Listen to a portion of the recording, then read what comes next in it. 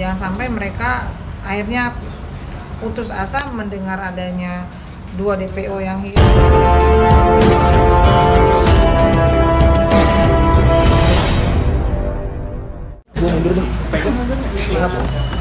Bang Pian, izin kasih. Udah siap? Ya. Baik.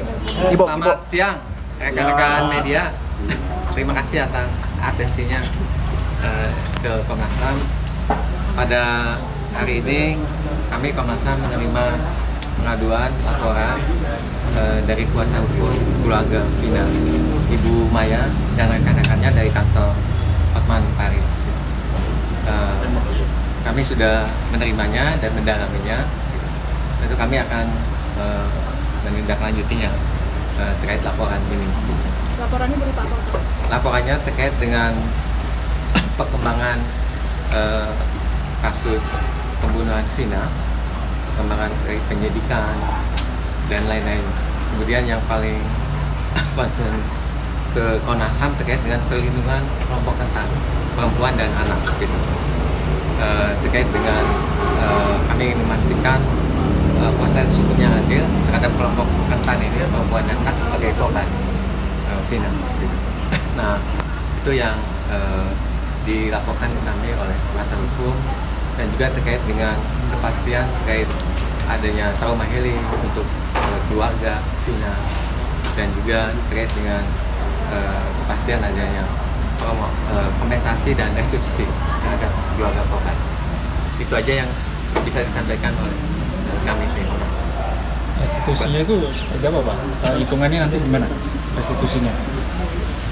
Restitusi kan ini sedang, jadi kami kan datang hari ini memang menyampaikan dulu perkembangan kasus yang saat ini sedang kita tangani, kasus Vina, dan kami menceritakan kronologis, kemudian dari segala hal sampai ke DPO yang sampai hari ini juga kita sudah tahu bahwa ada 2 yang tidak ada. Nah, ini yang kami sampaikan ke Komnas HAM. Kemudian kalau perihal restitusi itu nanti kami akan bicarakan terlebih dahulu dengan Pak Hotman, hasil dari pertemuan kami hari ini dengan Komnas HAM begitu. Mbak, soal yang DPO ini tiba-tiba dari 3 jadi 1 itu gimana sih? Ya, pada intinya kami kan tetap beracuan, itu kan ada putusan.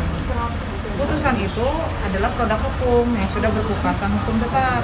Di situ jelas ada 3 nama yang ada di dalam putusan yang sudah disampaikan di fakta persidangan. Tentunya kami masih beracuan pada putusan tersebut. Karena jika itu dihilangkan, siapa yang akan bertanggung jawab dalam kematian Vina? Seperti itu. Kalau untuk trauma healing yang dialami sama keluarga sampai saat ini apa aja? Ya, trauma ya sangat luar biasa, masih terus mengingat kebiasaan si Vina, mengingat wajah Vina, kemudian mengingat luka dan penyiksaan yang dialami oleh Vina. Tentunya keluarga selalu terngiang-ngiang lah begitu. Jadi ya memang tadi saya sampaikan ke Bapak juga, ya bagaimanapun kita harus memberikan pendampingan untuk trauma healing tersebut, karena ini kan viral terus, beritanya naik terus, sehingga tentunya banyak pihak yang pro dan kontra. Tentunya mereka juga harus punya kekuatan ya, jangan sampai mereka akhirnya putus asa mendengar adanya 2 DPO yang hilang. Nah, ini yang juga akan kita kuatkan supaya nggak campur aduk lah gitu. Udah pelaku belum tertangkap, yang lain hilang lagi, DPO ini kan blunder akhirnya begitu. Terkait minta bantuan ke presiden itu seperti apa sih, Mbak? Iya, itu kan Pak Hotman ya. Jadi Pak Hotman meminta Bapak Presiden untuk turun. Maksudnya itu turun itu coba ikut turut mengecek gitu apa yang terjadi sebenarnya begitu. Mbak Putri, terkait postingannya Bang Hotman yang tentang Linda itu gimana, Mbak? Yang ini diperiksa. Iya, memang hari ini habis ini kami mau berangkat ke Cirebon untuk mendampingi Linda diperiksa oleh Polda Jabar, tapi karena kondisi Linda anaknya sedang sakit, jadi kami yang berangkat ke Cirebon untuk mendampingi Linda begitu. Bahkan kemarin sempat Peggy itu kan ketika konferensi pers sempat menolak tuh. Dia bilang dia tidak terlibat dalam hal ini, dan mau bilang kalau polisi salah tangkap lagi. Ini mungkin ada tanggapannya? Iya, pada sebenarnya hak dia untuk berbicara, ya kan? haknya Peggy untuk berbicara apapun itu, karena dia juga merasa dia punya hak untuk menolak. Kalau kami ini kan kuasa hukum korban, tidak bisa berkomentar banyak karena kami tidak tahu tahapan penyelidikan, tahapan pemeriksaan kami tidak tahu. Hingga mengkerucut Peggy ditetapkan tersangka, berarti kan ada keyakinan dari kepolisian. Kalau kami ingin menyampaikan, kalau memang Peggy dan keluarga keberatan ditetapkan tersangka, tentu ada upaya hukum. Nah, Peggy dan kuasa hukumnya bisa melakukan upaya hukum tersebut. Intinya kami tidak mau juga ada pelaku yang bukan melakukan ditangkap. Kami juga tidak mau. Jadi ya sama-sama lah, kita sama-sama mencari kebenaran, sama-sama mencari keadilan. Apakah benar Peggy pelakunya atau bukan? Kita ikutin aja proses hukumnya lah. Kan nanti masih ada tahapan selanjutnya, masih ada tahapan kejaksaan, pemeriksaan berkas, kemudian nanti ada pembuktian di pengadilan. Ya kita ikutin aja dulu. Jadi jangan kami nggak bisa komentar kalau Peggy benar atau tidak, ya kami nggak tahu gitu, karena kami kan korban.